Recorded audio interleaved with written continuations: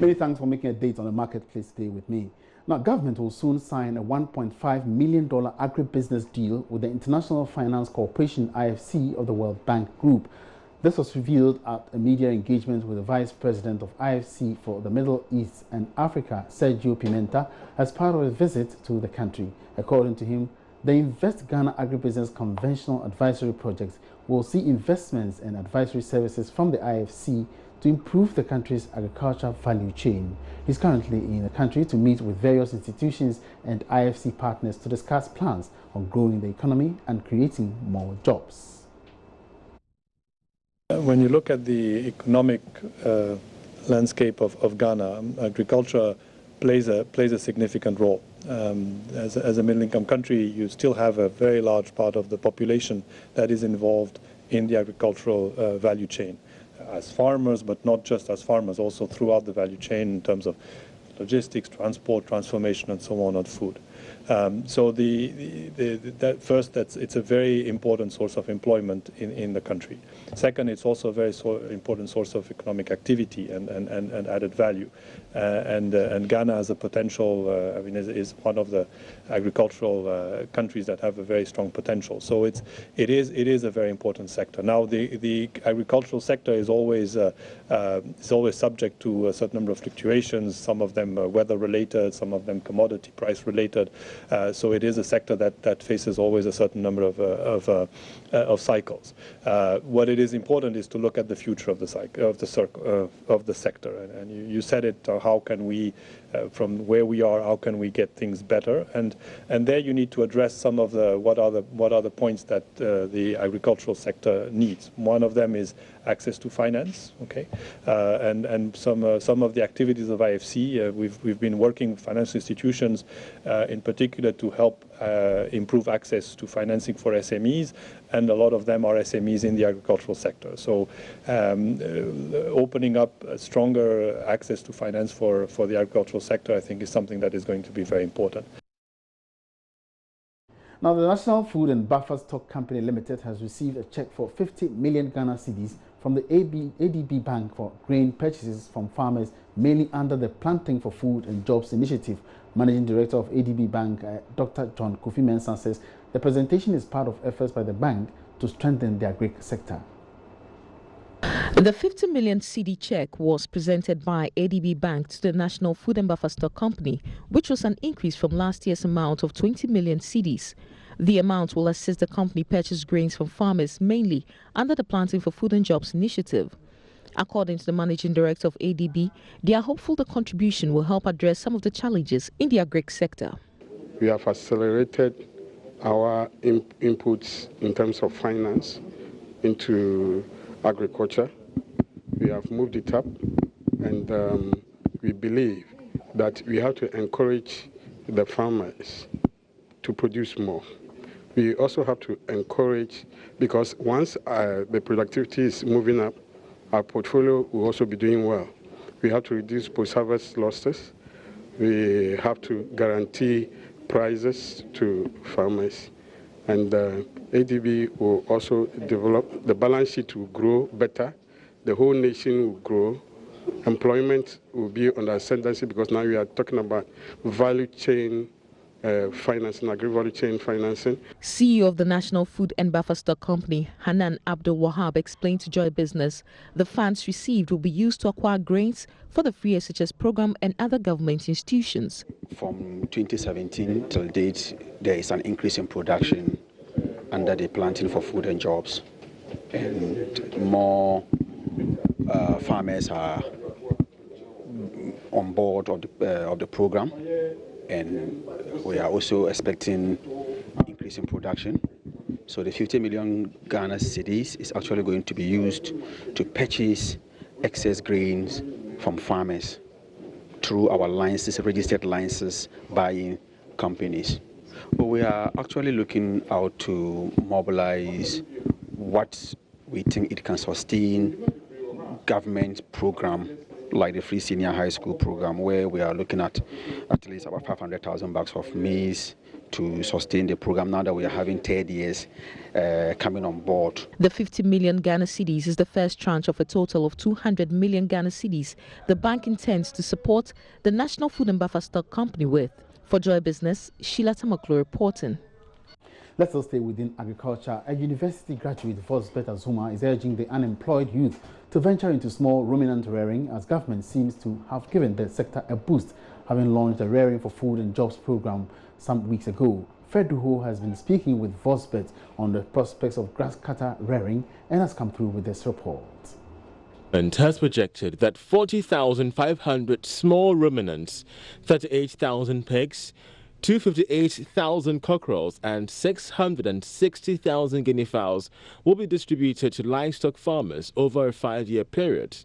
These include breed improvement, productivity and production, development of infrastructure, that is housing, plant and equipment, slaughtering, processing and marketing facilities. This is to give meaning to the Rearing for Food and Jobs program.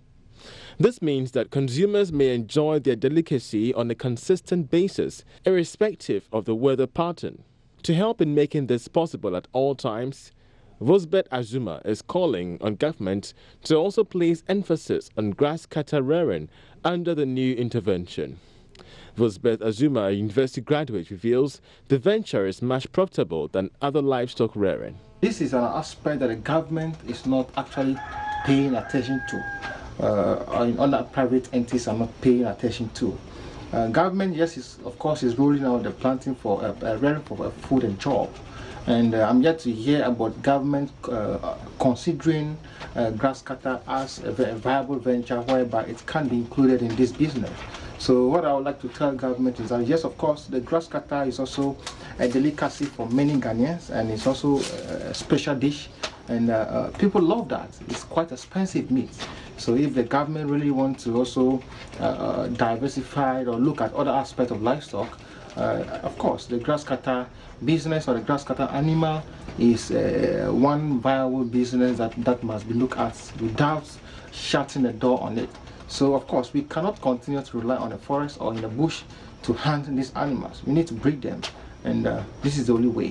Vosbeth Azuma vehemently opposed the need for young people to be idle around looking for white-collar jobs. The usual way of getting these animals is to rely on the hunters, where they have to set fire to the bush and burn them and chase these animals in the bush.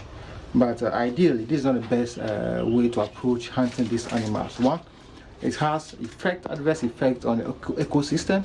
It's also contributing to climate change and also affecting farmers as well. So we at Breeders' Hub advise that the best way to engage in this breeding is actually rear them in captivity. And we believe that as a breeder who engages in this sort of business, it means you can actually supply all year round. And you know, this meat is actually a season meat, where in the dry season, where it is common, that's why people actually set fire to the bush. But we don't advise that sort of a practice, because it's not the best. The primitive method of setting bushes on fire to be able to catch these animals can be curbed if the intensive rearing of livestock is adapted. Fred Duho's report for Joy Business. Let's move on now to other stories. President Akufo-Addo is making a strong case for finance ministers in the country and Africa as a whole to justify increases in taxes for national development. The president made the appeal when he opened the IMF World Bank Africa Caucus meeting in Accra.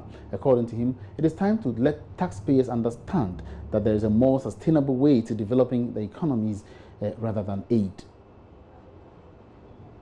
The questions remain. How do we build enhanced institutions to safeguard against this?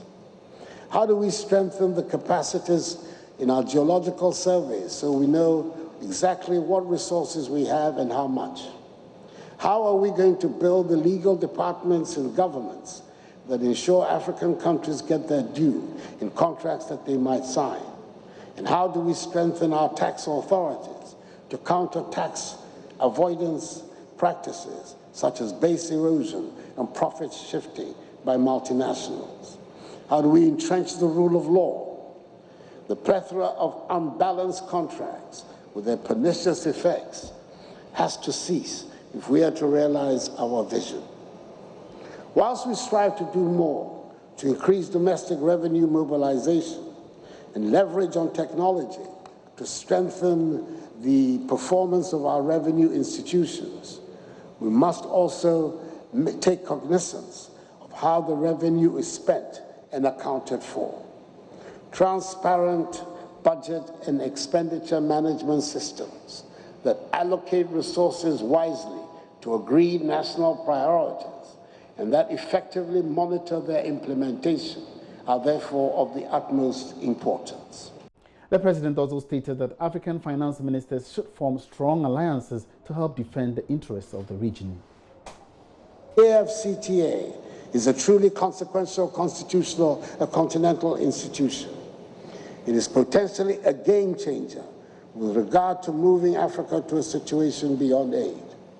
A large part of the growth and prosperity that we seek on the continent will come from us trading more amongst ourselves, raising inter-regional trade from some 16% currently to 60% as in other continents. It will also come from increased investments, particularly in manufacturing, attracted by the economies of scale made possible by the larger continental market. The increased trade and investments will be a significant boost to our efforts at industrialization and agricultural modernization. The prosperity will also come from the free movement of skilled Africans moving across the continent to make better use of their talents and contributing to growth and prosperity right here in Africa rather than in other continents. Now, the International Finance Corporation, IFC, is not happy with the low rate of gender parity in Ghana's executive boardrooms at the launch of a publication entitled Trailblazers, Portraits of Female Business Leadership in Emerging and Frontier Markets in Accra. First Lady Rebecca Akufo-Addo urged the business community to take the issue of gender parity seriously. There's more in this report. A recent study on women on company boards in Ghana by the International Finance Corporation, IFC, reveals that more gender-diverse boards tend to demonstrate higher performance, which is reflected by returns on assets and growth in sales. Despite this, nearly 1/4 of Ghanaian companies have no women on their boards. Speaking at the launch of the publication Trailblazers, Portraits of Female Business Leaders in Accra, First Lady Rebecca Akufo-Addo admonished the business community to appreciate the role women play in Ghana's economic prospects. Push to balance the gender skills in business leadership is absolutely critical for us in Ghana and indeed for all of Africa. Women-owned businesses create jobs. Companies with diverse leadership cultivate the kind of creativity and innovation that leads to brand new products and services. The publication saw Ghana's Nora Bannerman of Sleek Garment Exports Limited and Africa's Sleek Institute of Creativity and Technology selected among 4 women from emerging and frontier markets in Ghana, Kenya, Uganda, and South Africa to highlight their personal and career journey as women. My mother gave me 1 sewing machine. My dad gave me a 3-bedroom house. So from 1 sewing machine, I now have a 300 machine factory. From a 3-bedroom bungalow, I now have a 22 square feet factory that can employ 1,000 people at full capacity. 1 sewing machine is what I'm talking about. Yeah. A father who believed in me. Friends who gave me fabrics to do it, shows. I end up on international platforms. Some of my thoughts of exposing what I had to do was sewing for first ladies in Africa, including Winnie Mandela. At the time, it was Mrs. Rawlings, Uffe Boyen's wife, you know, etc., etc. Yeah. And that's what we women do. So invest in women. Meanwhile, organizers of the event, the IFC, pledged financial support for a gender-balanced role in Ghana's boardrooms. Now, GB Foods Ghana Limited has hinted of establishing a factory in the country to enhance growth and development of the food industry. Marketing manager of the company, Ashon Nida, says this will help increase productivity and generate employment opportunities.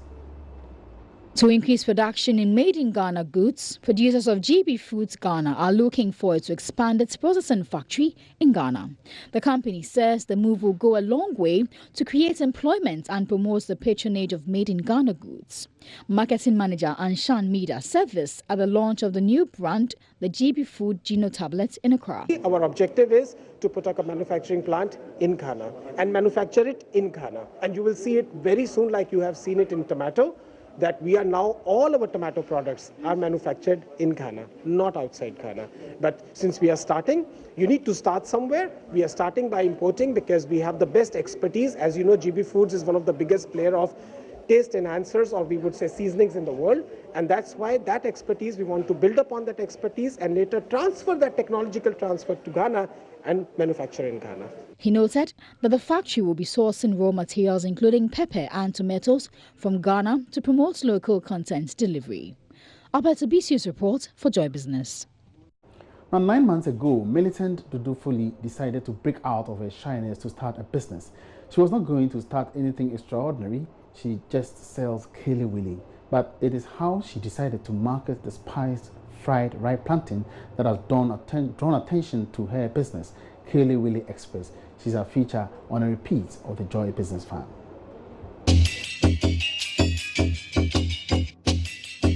Millicent Dudu Foley is very industrious but shy. She's currently pursuing a career in law, but she's a businesswoman at heart. You can't take that away from her. But stepping out was a big challenge until she had this. I'm not the type of person who wants to be idle. So I find it difficult to cope with the current situation now. Cooking has been one of my passion and growing up. So I started what we call the Rat Kitchen, where I supply foods to people at financial institutions. The story of a manager of Defined Capital Bank who lost his job during the banking sector crisis and decided to grill pork for a living. I saw that documentary, I was like, wow, if this man can do this, let me also put this shyness aside and start. So that was where the motivation came from. With the help of friends and family, she got onto it. Millicent is not exactly new to business. She used to operate a cafeteria in school. That was in her small corner. But now she has to step out and sell Kele Willy on the streets.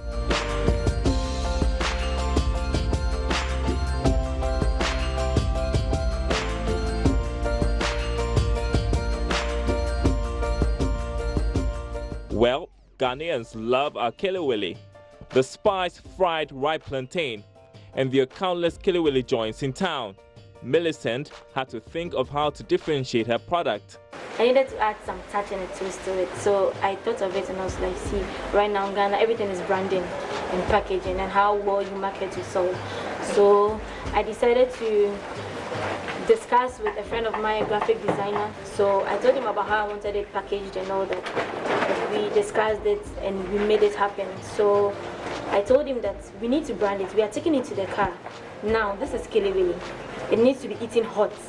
So how are we going to package it to preserve that heat in it for people to get it hot all the time? And we wanted to do away with polythene, plastics. You get it. We wanted to be eco-friendly. Her fried Kele Willy, spiced with her own recipe, is wrapped in leaves and placed in a branded paper bag. That makes Kele Express stand out aside from its taste.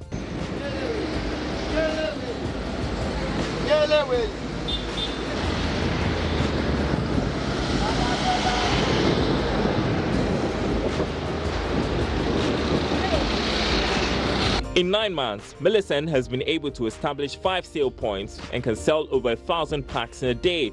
She recounts her first day in business. Our first branch opening was at Vineyard. So we got there and then they didn't bring oil. We had to make somebody pick Okada, go back to the house, bring the oil, they brought it. Everything was just messed up. And then we finally started, when we were about to set the fire to a one light. We called people to come and help. So I was like, see, I am not into this. Already it was 5:30, we've not started with 1. I just lost hope. I was crying.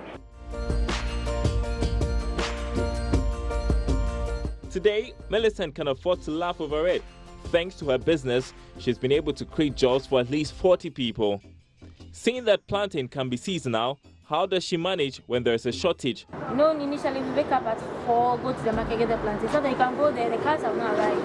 They'll tell you they didn't get plantain from the farmers and all that. And it was really, really expensive. It was like 3 times the price that we used to buy. And I was like, see, I can't quit either. So we just need to compromise and improvise something. So we look at the major areas that we sell, then we serve there, then the other ones we close them. So we add the team on grounds to the new teams, and then we go to work. And oh, Millicent has to grapple with ridicule too. You know, this route is at least to my school, so normally you see the students, and then they'll see you as, hey, this is not this quiet girl. What's she doing by the roadside? You come back to school, people will see you as, oh, you're nobody, because she just sells kelewele. Then even the name alone, they'll be laughing at you because there are lots of foreigners in my school. So when they hear the name, it sounds funny, kelewele. Then they could just discourage you with the look and the way they'll say it, the way they describe the whole business.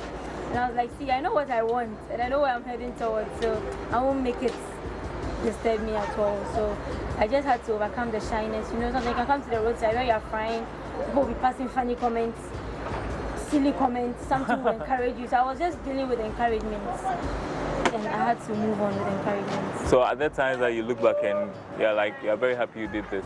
Yes, yes. Tell me about those moments. The moments where I know that at least I'm feeding over 30 to 40 families a day, because they all depend on me. Now, Millicent aims to build the biggest kelewele restaurant in Ghana.